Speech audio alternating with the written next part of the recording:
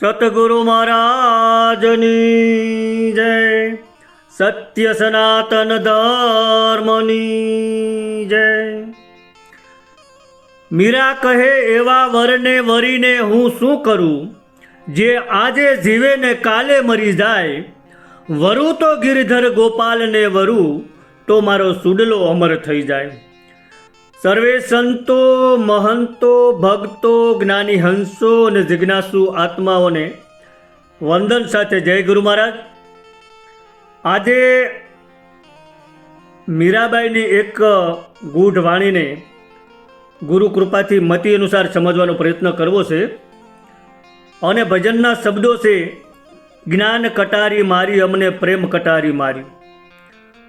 તો આ ભજનને મતિ અનુસાર સમજવાનો પ્રયત્ન કરું છું, અને એમાં જે કાંઈ નાની મોટી ભૂલ કે ત્રુટિ રહે એ બધી મારી જ છે, પણ આપ મોટું મન રાખી અને ક્ષમા કરજો।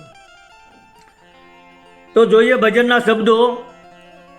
પહેલી કડીમાં મીરાબાઈ શું કહેશે કે જ્ઞાન કટારી મારી અમને પ્રેમ કટારી મારી, રાણાજી અમને જ્ઞાન કટારી મારી। તો મીરાબાઈની આ ભજનવાણીમાં શબ્દોની શરૂઆત જ એવી કંઈક વેધક રીતે થઈ છે। કટારી શબ્દથી કડીની શરૂઆત થઈ છે, અને કટારી શબ્દ સાંભળતા જ ભેદન કરનાર ઘાતક હથિયાર નજર સામે આમ તરવરવા માંડે। સામાન્ય રીતે કટારી એટલે શરીર અથવા તો નાની તલવાર એવો અર્થ થાય, પણ આ તો સંતોના શબ્દો છે, અને સંતો આવી ભૌતિક વાત ન કરે। અહીં જે કટારીની વાત છે ને, એ આત્મ જાગૃતિના આઘાતની વાત કરી છે। જ્ઞાન કટારી મારી અમને પ્રેમ કટારી મારી, રાણાજી અમને જ્ઞાન કટારી મારી। હવે ઉપરછલ્લી દ્રષ્ટિથી જોઈએ તો એવું જ લાગે કે મીરાબાઈ મેવાડના રાણાને ઉદ્દેશીને કહેતા છે કે હે રાણા, તમે મને રાજમહેલમાં બાંધી રાખવા માગો છો, પણ હું હવે દુનિયાવી બંધનમાં રહી શકવાની નથી। પણ અહીં મીરાબાઈએ સદગુરુને રાણાજી કીધા છે। કટારી કોણ મારે જ્ઞાનની? સદગુરુ। એટલે સદગુરુને રાણાજી કીધા છે, અને ભક્તિ માર્ગમાં સફળ થવા માટેના આ વાણીમાં બે મુખ્ય સાધન બતાવ્યા છે, એક જ્ઞાન અને બીજો પ્રેમ। જ્ઞાન શું કરે તો કે અજ્ઞાનને કાપે, પ્રેમ શું કરે તો કે અંતરના ભેદ મટાડે। પણ ખાલી જ્ઞાન અને ખાલી પ્રેમ શબ્દ નથી, પાછળ કટારી શબ્દ છે, એટલે અહીં કટારી શબ્દ જ ગૂઢ છે। અને સંત ભાષામાં કટારી એટલે અહંકાર, મોહ, દેહાભિમાન અને મમતા, આ બધાને કાપનાર સાધન એટલે કટારી, જ્ઞાન કટારી। જ્યારે હાચા ગુરુનો ભેટો થાય ત્યારે પહેલા જ્ઞાન કટારી લાગે અને દેહાભિમાન કાપી નાખે, અને હું દેહ નહીં એવો બોધ કરાવે, હું દેહ નથી એવો બોધ થાય। અને જ્ઞાન કટારી લાગ્યા પછી પ્રેમ કટારી લાગે, અને પ્રેમ કટારી ભેદનું છેદન કરે, અને હું અને તું અલગ નથી એવો અનુભવ થાય। એટલે મીરાબાઈ કહે છે કે મારા સદગુરુ પરમાત્માએ મને જ્ઞાન કટારી અને પ્રેમ કટારી બંને મારી છે, બંને કટારી મારી છે। અને સંત માર્ગમાં મોક્ષ માટે બે માર્ગ છે, જ્ઞાન માર્ગ અને પ્રેમ માર્ગ। પરંતુ મીરાબાઈ અહીં કહે છે કે મોક્ષ માટે જ્ઞાન અને પ્રેમ બે માર્ગનો સમન્વય હોવો જોઈએ। કારણ શું? કે કારણ એ કે જ્ઞાન એ ગુરુનો ઉપદેશ છે અને પ્રેમ એ ગુરુનો અનુભવ છે. ગુરુ પહેલાં શિષ્યને જ્ઞાન આપે અને પછી પરમાત્માના પ્રેમમાં લીન કરે છે, પછી પરમાત્મા સાથે જોડે છે. જ્ઞાન માર્ગ બતાવે અને પ્રેમ પરમાત્મા સાથે જોડે, એટલે કે પરમાત્મા સુધી પહોંચાડે. હવે આ કટારી શબ્દ આમ તો ઘણા સંતોએ કટારીને રૂપક બનાવી અને ઘણી વાણીમાં ઉપયોગ કર્યો છે. દાસી જીવણ સાહેબે પણ કીધું કે કલેજા કટારી રે વિરેહની કટારી રે, હે માડી મુને માવે લઈને મારી. વળી સાંઈવલીએ પણ કીધું કે એજી એવી શબ્દ કટારી લાગી રે, અંતર જોયું ઉઘાડી, એવી જળહળ જ્યોતિ જાગી રે, કાયાના 10 દરવાજા 900 નાડી, એવી શબ્દ કટારી લાગી. વળી સંત મૂળદાસે પણ કીધું કે બેની મારા રુદિયામાં લાગી રે, મેરમની સોધારી, મારા કાળજે કટારી લાગી. હવે કટારીનો આંતરિક ભેદ બતાવતા સંતો કહેશે કે જ્ઞાન કટારીના 3 ઘા પડે છે. કયા 3 ઘા? તો એક તો દેહ અભિમાન પર ઘા. હું શરીર છું એ ભ્રમ વિંધાઈ જાય, એટલે કે ભ્રમ તૂટી જાય અને હું આત્મા છું એવી સમજ આવે. બીજો ઘા મોહ પર થાય. એનાથી શું થાય? એનાથી સંપત્તિ, માન, મોટાઈ, સંબંધો આ બધા ઉપરનો મોહ છૂટી જાય અને એવી સમજ આવી જાય કે આ બધું છે ને એ બધું અસ્થાયી છે, આ બધું કાયમ રહેવાવાળું નથી. અને ત્રીજો ઘા અહંકાર ઉપર થાય. એનાથી કરતા ભાવ છૂટી જાય, હું કરું છું એ ભાવ તૂટી જાય અને એવો અનુભવ થાય કે આ તો બધું પરમાત્મા કરે છે, હું આમાં કાંઈ કરતો નથી. મીરાબાઈ પણ રાધાનો અવતાર અને એને પણ એના નાથ શ્રીકૃષ્ણની એટલે કે પરમાત્માની પ્રેમ કટારી વાગી ગઈ છે અને એના તન મન વિંધાઈ ગયા છે, પરમાત્મામાં ઓતપ્રોત થઈ ગઈ છે, એવું અહીં કહેવાનું થાય છે. હવે બીજી કડીમાં મીરાબાઈ આગળ શું કહે છે કે મારે આંગણે રામજી તપસ્યો રે તાપે રે, કાને કુંડળ જટા ધારી રે, રાણાજી અમને જ્ઞાન કટારી મારી. તો ભજનની આ કડી ખૂબ ગહન છે, પણ એનો ઉપરછલ્લો અર્થ કરીએ તો એવો જ થાય કે મારા આંગણે એક તપસ્વી રામ બેઠા છે અને તેમના કાનમાં કુંડળ છે અને તેઓ જટાધારી યોગી છે. પણ આ કોઈ સંત ભાષાની વાત ન ગણાય, આ તો શીશરી વાત ગણાય. પણ આ ભજનમાં તો ગહન વાત છે. આંગણું એટલે ઘરનું આંગણું નહીં, અહીં ઘરના આંગણાની વાત નથી કરી, પણ તમે સમજો કે ઘર એટલે શરીર અને એનું આંગણું એટલે હૃદય, હૃદયનું આંતરિક સ્થાન એની વાત કરી છે.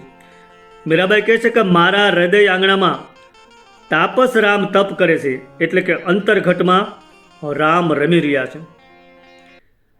અને જ્યારે જ્ઞાન જાગે છે ને ત્યારે ચેતના બહારથી અંદર વળે છે અને અંદર ચેતના જાગૃત થાય છે. એટલે મીરાબાઈ કહે છે કે મારે આંગણે રામજી તપસ્યો તાપે.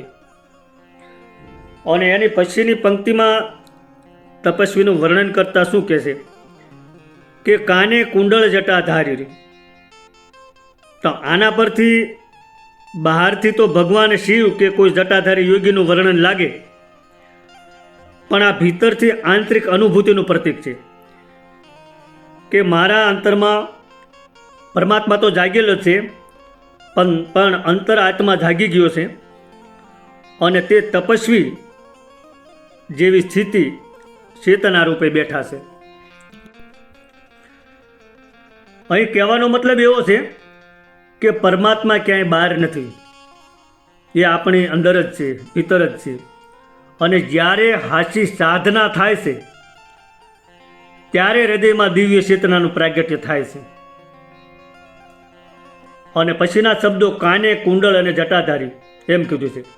તો કુંડળ એટલે એનો ગહન અર્થ છે. કુંડળ એટલે અનહદ નાદ, અને અંદર સાધનામાં એક સૂક્ષ્મ ધ્વનિ સંભળાય છે. એટલે કુંડળનો અર્થ અહીં આંતરિક અનહદ નાદ એવો સમજીશું. અને જટાધારી એટલે લાંબા વાળ કે લાંબી જટા એવો અર્થ નથી, પણ જેણે ઇન્દ્રિયોના સમૂહને વિવેક અને વૈરાગ્યની દોરીથી બાંધીને બહાર જે ભટકતી ને એને સંયમમાં લઈ લીધી છે ને, એવો અર્થ સમજવાનો છે.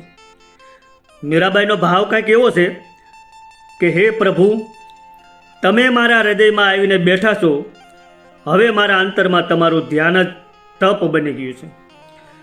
હવે એની પછી ત્રીજી કડીમાં મીરાબાઈ આગળ શું કહે છે કે મકનો સો હાથી રામજી લાલ અંબાડી રે, અંકુશ દઈ દઈ હારી રે, રાણાજી અમને જ્ઞાન કટારી મારી.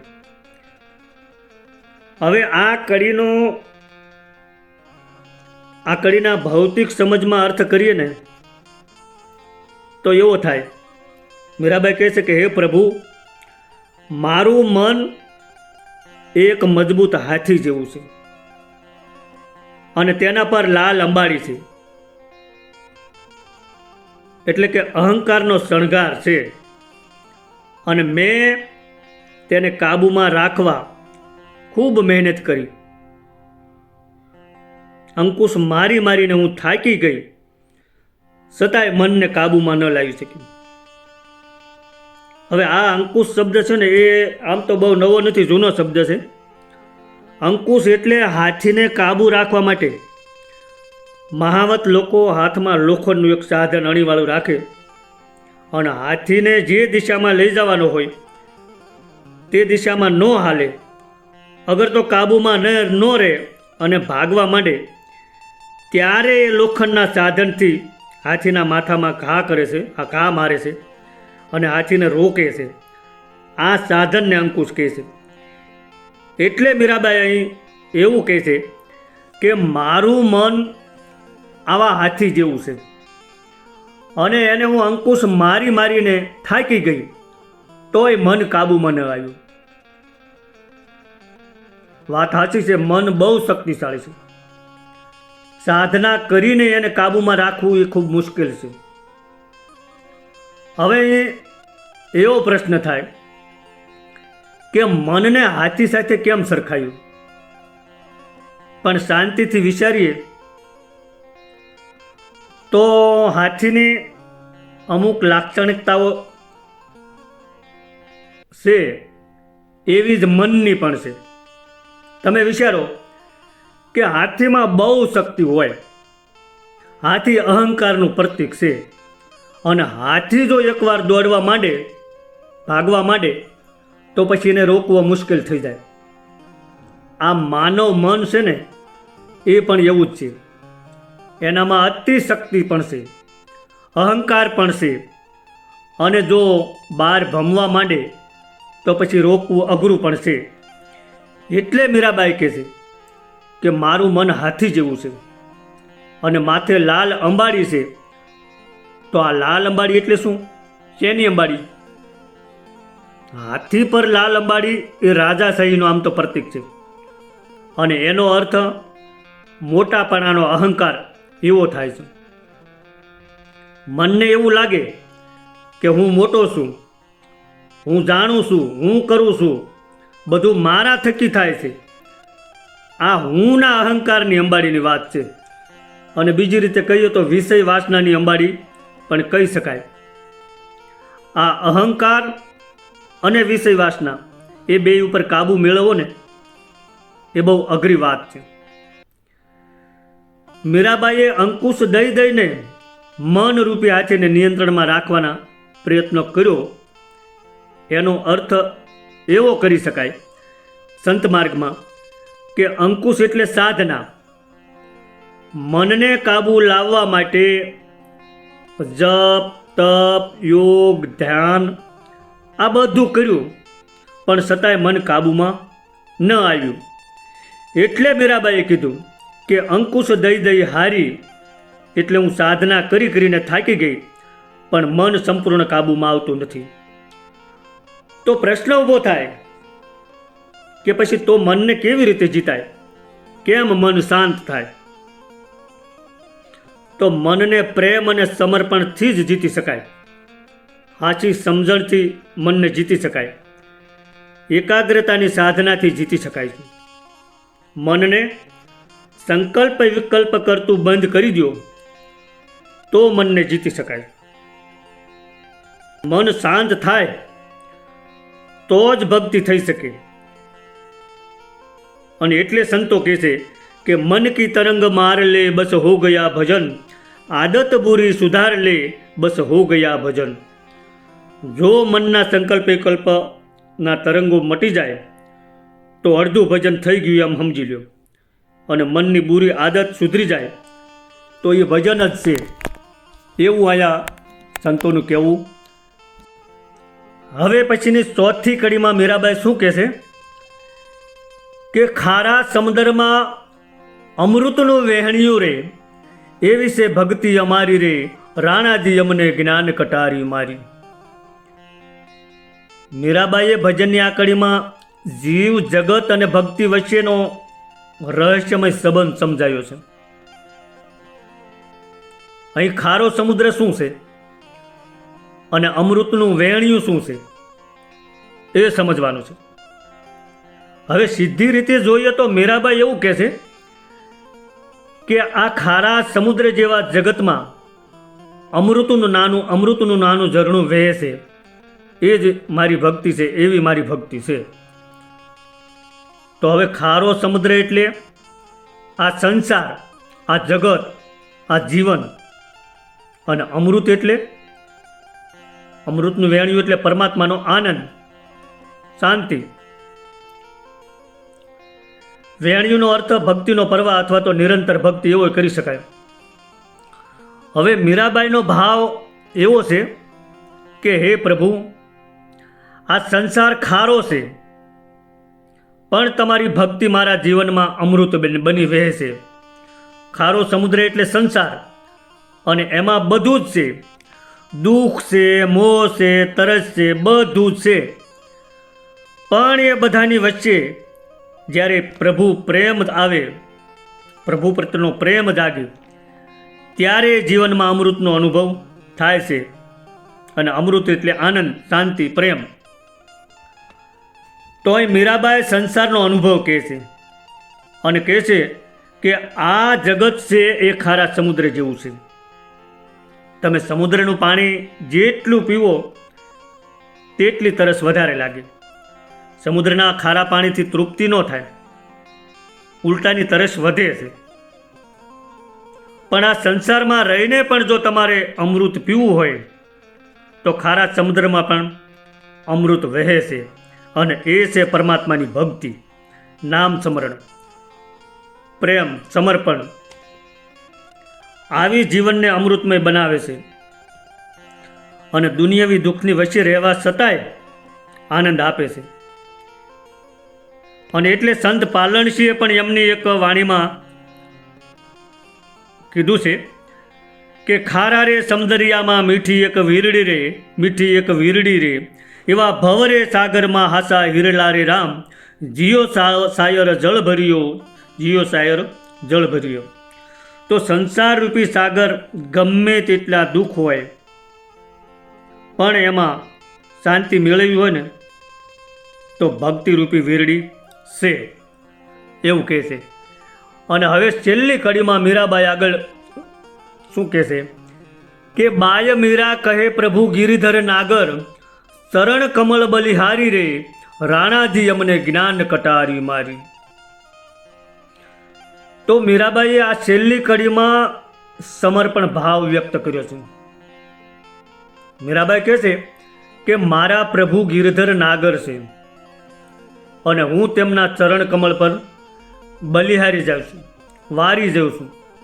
એટલે કે હું મારા પ્રભુને સંપૂર્ણ રીતે સમર્પિત છું. અને ગિરિધર એટલે કૃષ્ણ પરમાત્મા. હવે ગિરિ એટલે પર્વત અને ધર એટલે ધારણ કરનાર. ભગવાન કૃષ્ણએ ગોવર્ધન પર્વત ઉઠાવ્યો હતો એનો સંદર્ભ અહીં ટાંક્યો હોય એવું સમજાય અને એટલે ગિરિધર કીધું છે. પણ આપણે જે સમજવાનું છે અહીં એ જુદું છે. ગિરી એટલે ગોવર્ધન કે બીજો પર્વત નહીં, પર્વત નથી સમજવાનું. પણ ગિરી એટલે દુઃખનો પર્વત અને ધર એટલે દુઃખના પર્વતને ઉઠાવી લેતા ભગવાન, એટલે કે ભક્તના દુઃખનો પર્વત ઉઠાવી લે તે ગિરિધર. અને મીરા માટે આ દુનિયા, રાજ, સત્તા, સમાજ એ બધું દુઃખના પર્વત સમાન હતું.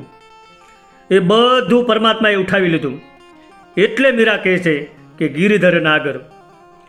અને બીજો અર્થ કરવો હોય તો એમ પણ કહી શકાય કે ગિરી એટલે અહંકારનો પર્વત. માનવ જીવનમાં સૌથી મોટો અહંકારનો પર્વત છે. અહંકાર, કામ, ક્રોધ, મદ, મોદ આ બધાનો ભાર પણ ભગવાન જ્યારે આત્મામાં પ્રગટ થાય ને ત્યારે આ બધો ભાર હળવો થઈ જાય છે. અને છેલ્લે શરણ કમળનો અર્થ થાય છે પરમાત્માનો માર્ગ અથવા તો સત્યનો આધાર, પરમ શાંતિનું સ્થાન. જ્યારે સાધક ત્યાં પહોંચે છે એટલે કે સતગુરુ અગર પરમાત્માના પ્રેમમાં લીન થઈ જાય છે ત્યારે મન શાંત થઈ જાય છે, અહંકાર નાશ પામે છે અને જીવ આત્મભાવમાં સ્થિર થાય છે. અને બલિહારી એટલે પોતાનું સર્વસ્વ, ઐશ્વર્ય અને અસ્તિત્વ એ પરમાત્માને અર્પણ કરવું. હવે મીરાબાઈ આવી ઉચ્ચ ભૂમિકાએ આવી અને ઊભા છે એટલે કહે છે કે શરણ કમળ બલિહારી, મેં બધું તારા શરણે છોડી દીધું છે અને હવે મારે કોઈ ચિંતા નથી એવું મીરાબાઈ કહે છે. અને આખા ભજનનો સાર એ આપણે સમજવાનો છે કે ગુરુ અને પરમાત્માની કૃપાથી જ્યારે જ્ઞાન અને પ્રેમ હૃદયમાં ઉતરે ને ત્યારે પછી સંસારનો મોહનો અંધકાર કપાઈ જાય છે એવું મીરાબાઈ આ ભજનમાં કહે છે. સદગુરુ ભગવાનની જય.